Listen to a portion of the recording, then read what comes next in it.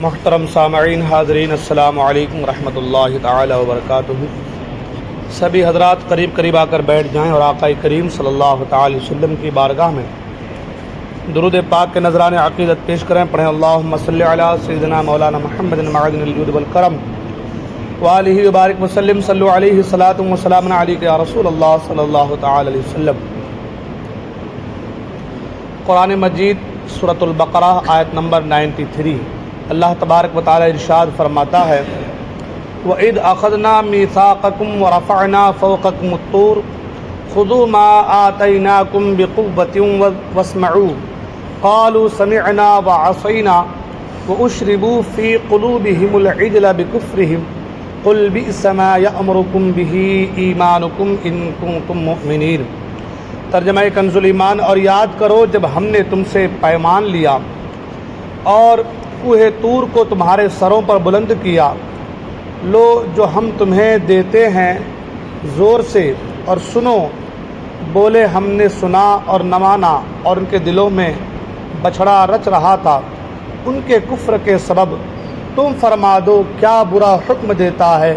تم کو تمہارا ایمان، اگر ایمان رکھتے ہو۔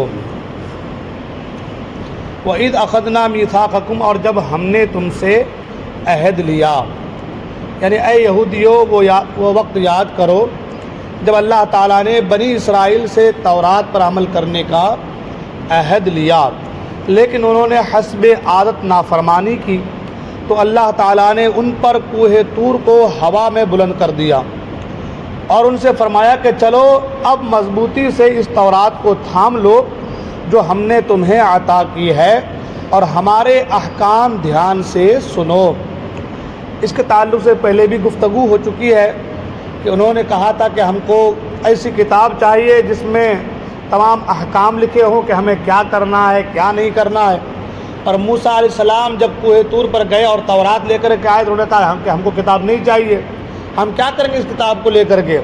اس میں تو ایسے احکام ہیں جو ہمارے ان کی اپنی سوچ کے خلاف ہے۔ جنہوں نے اس طریقے کا معاملہ کیا، اللہ تعالیٰ نے کوہ طور کو ہوا میں لٹکا دیا کہ اگر تم نے نہیں مانا تو یہ تمہارے پر گرا دیا جائے گا۔ تو جب اوپر دیکھا کہ بھائی پہاڑ ہمارے اوپر لٹک رہا ہے، ہوا میں معلق ہے، تو ڈر سے ہم نے کہا کہ ہاں ہم اقرار کرتے ہیں کہ ہم ضرور تورات کو مانیں گے۔ اللہ تعالیٰ اسی کو فرما رہا ہے کہ اور ہمارے احکام دھیان سے سنو۔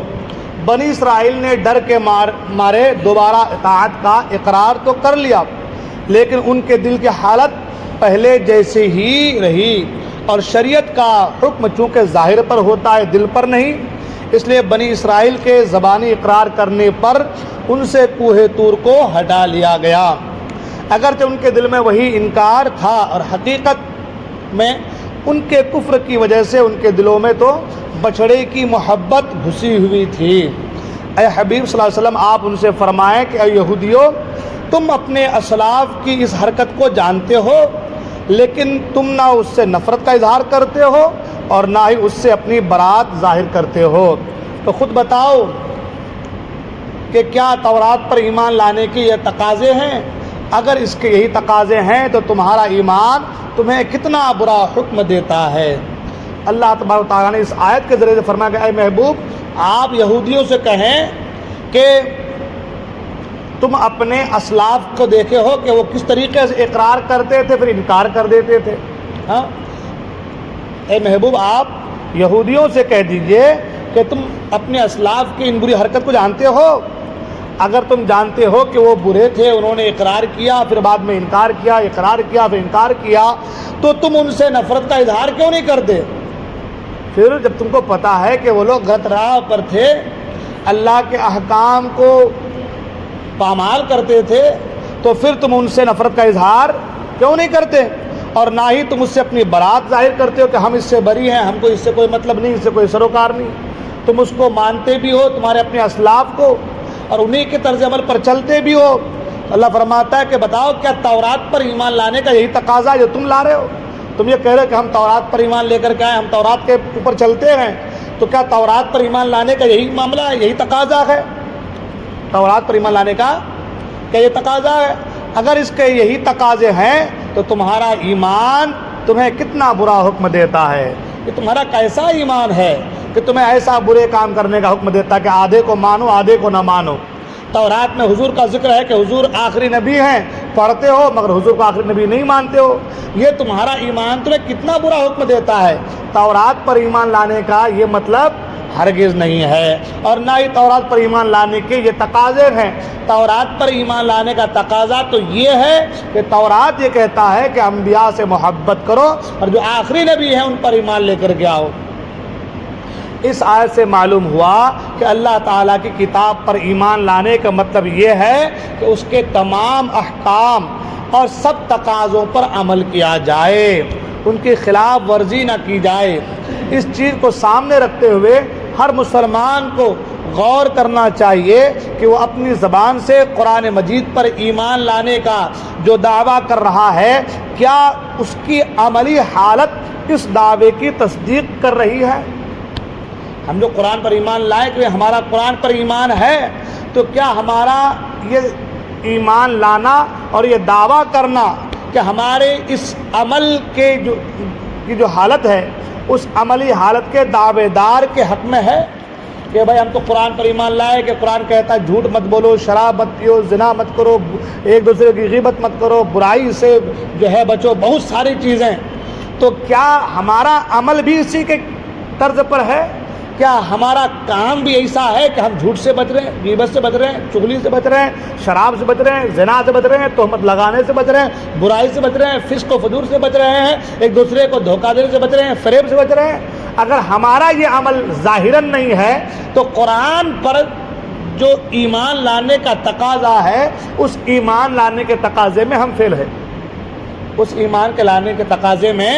ہم فیل ہیں۔ اسی کو یہاں بتایا جا رہا ہے کہ ذرا غور کریں، قرآن مجید میں مسلمانوں کو نماز پڑھنے، رمضان کے روزے رکھنے، زکوٰۃ ادا کرنے کا حکم دیا گیا، لیکن آج مسلمانوں کی اکثریت نمازوں سے دور ہے، فرض روزہ نہ رکھنے کے مختلف ہیلے بہانے تراش رہی ہیں، اور اپنے مال سے زکوٰۃ ادا کرنا ان پر بہت بھاری ہے۔ قرآن پاک میں مسلمانوں کو باطل اور ناجائز طریقے سے کسی مسلمان کا مال کھانے سے منع کیا گیا، لیکن آج مال بٹورنے کا کون سا ایسا ناجائز طریقہ ہے جو مسلمانوں میں کسی نہ کسی رائج نہیں ہے؟ قرآن حکیم نے کسی کو ناحق قتل کرنے سے منع کیا، لیکن آج مسلمانوں میں ناحق قتل و غارت گری ایسی عام ہے کہ نہ مرنے والے کو پتہ ہے کہ مجھے کیوں مارا گیا، اور نہ مارنے والے کو پتہ ہے کہ میں نے کیوں مارا۔ قرآن شریف میں مسلمان عورتوں کو گھروں میں رہنے، پردہ کرنے کا حکم دیا گیا ہے، لیکن آج ہمارے معاشرے کا وہ کون سا طبقہ ہے جس میں مسلمان مرد و عورت سج سور کر اجنبی مردوں کے سامنے نہیں آ رہی ہیں، بلکہ آج مسلمانوں میں ہی کچھ لوگ عورت کے پردہ کرنے کو دقیانوسی جو ہے سوچ اور تنگ ذہنی قرار دے رہے ہیں۔ اے کاش کہ ہم بھی اپنی زبانی ایمان و محبت کے دعووں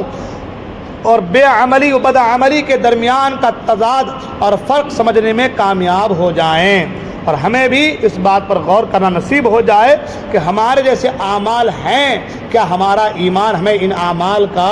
حکم دیتا ہے، یا ہمارے ایمان کے تقاضے کچھ اور ہیں، ہے نا؟ تو اس سے معلوم یہ ہوا کہ قرآن پر ہم تو کہتے ہیں کہ ہم قرآن کو مانتے ہیں، ہاں؟ ظاہر تو ہمارا یہ کہ ہم قرآن کو مانتے ہیں، ہمارا دعویٰ ہے۔ آج وہ کسی بدخماش نے، ناہنجار نے،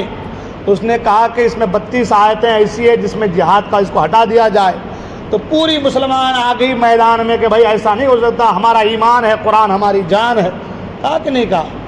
لیکن صبح و شام ہم قرآن کے احکام کو پامال کرتے ہیں، پس پشت ڈال رہے ہیں۔ آج دیکھ لیجئے، شادی بیاہ کا ہمارے یہاں کا موقع، قرآن پردے کی تعلیم دیتا ہے، مگر گھر کی عورتوں کو سجا کر سوار کر اسٹیج میں لا کر کے، اور اب تو وہ ولیمہ کے نام پر،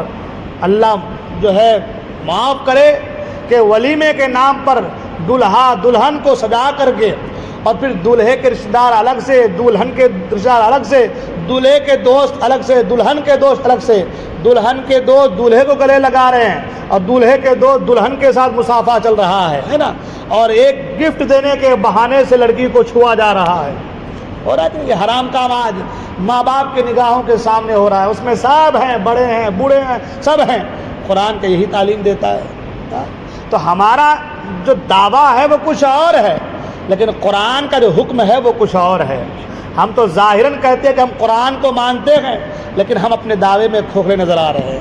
جیسے کہ میں نے کہا، اس میں لکھا ہے نماز کا، روزے کا، زکوٰۃ کا، ہے نا، ان تمام چیزوں پر عمل کرنے کی تعلیم قرآن دیتا ہے، لیکن آج ہمارا ماحول دیکھیے، لوگ مسجد کے باہر بیٹھے رہیں گے لیکن نماز نہیں پڑھیں گے۔ جنازے کے نام پر لوگ آئیں گے، ہزاروں لوگ، سینکڑوں لوگ آ جائیں گے، مسجد کے باہر بیٹھے رہیں گے، لیکن اتنی توفیق نہیں کہ اندر آ کر کے جماعت سے نماز پڑھ لیں۔ ہو رہا ہے کہ نہیں ہو رہا ہے؟ ہاں، یہ کیا ہے؟ یہ نماز کو حقیر سمجھنا ہے، اور نماز کی تحقیر یہ بھی کفر ہے۔ نماز کا انکار تو کفر ہے ہی، نماز کو حقیر سمجھنا کہ بھائی پڑھ لیں گے تو چلے گا، نہیں پڑھیں گے تو چلے گا، اس طریقے کی سوچ رکھنا کہ نماز کو اہمیت نہیں دینا، علماء فقہا فرماتے ہیں کہ یہ بھی کفر ہے۔ اور سرکار نے فرمایا قرب قیامت ایک ایسا زمانہ آئے گا کہ لوگ صبح کو اٹھیں گے تو ایمان رہے گا، شام ہوتے ہوئے ان کا ایمان چلائے گا، ان کو پتہ شام کو جب سوئے گا تو ایمان والا ہو کر کے سوئیں گے، جب صبح اٹھیں گے تو ایمان جا چکا ہوگا۔ حال آ جائیے، اگر ہم نمازوں کا انکار کر رہے ہیں، کسی طریقے سے روزوں کا انکار کر رہے ہیں، یا جو نماز جو فرائض ہیں ان کی تحقیر و تذلیل کر رہے ہیں، تو ہمارے ہاتھ سے ایمان جا چکا ہے، ہمیں پتہ بھی۔ اور جب ایمان جاتا ہے نا، ایمان چلا جاتا ہے، تب آدمی بزدل ہو جاتا ہے، تب آدمی کے اندر بزدلی آ جاتی ہے۔ کوئی اگر دین کے خلاف کوئی کام کرے تو ہم کہتے ہیں یہ ان کا کام ہے، وہ کریں گے، بھائی ہماری پہنچ وہاں تک نہیں، ہمارا وہ کام نہیں ہے، یہ بزدلی آ جاتی ہے نا۔ آپ نے ہندوستان کی تاریخ پڑھا ہوگا کہ ایک غیر کی بیٹی برازیل کی سرزمین پر جس کو زبردستی دلہن بنایا جا رہا تھا، تو وقت کا بادشاہ کتنی دور سے آ کر کے جو ہے اس کی عزت بچایا، اور 3 دن تک نہ کچھ کھایا نہ کچھ پیا۔ تاریخ کتابیں موجود ہے۔ ہاں، تو کہنے کا مطلب یہ ہے کہ جب غیرت دل میں ہوتی ہے نا، بزدلی نہیں ہوتی ہے نا، تو ایمان مضبوط رہتا ہے، اور ایمان چلا جاتا ہے تو پھر بزدلی آ جاتی ہے۔ ایمان جب چلا جاتا ہے تو پھر بزدلی آ جاتی ہے۔ تو ہمارا آج حال ہمارا یہ ہو گیا، ہمارے دعوے کچھ اور ہیں، دعوے ہمارے مسلمانی کے ہیں، سنیت کے ہیں، پکے سچے ٹناٹن سنی نمازی ہے نا، عبادت گزار، تقوی شعار، حاجی، غازی، سارے القابات ہمارے اندر چسپاں ہیں، لیکن یہ ظاہراً ہے، باطناً ہم کھوکھلے ہو چکے ہیں، اندر سے ہم جو ہے کھوکھلے ہو چکے ہیں۔ اس آیت سے بھی معلوم ہوا کہ جب تک دل میں برائی کی لذت و حلاوت موجود رہتی ہے،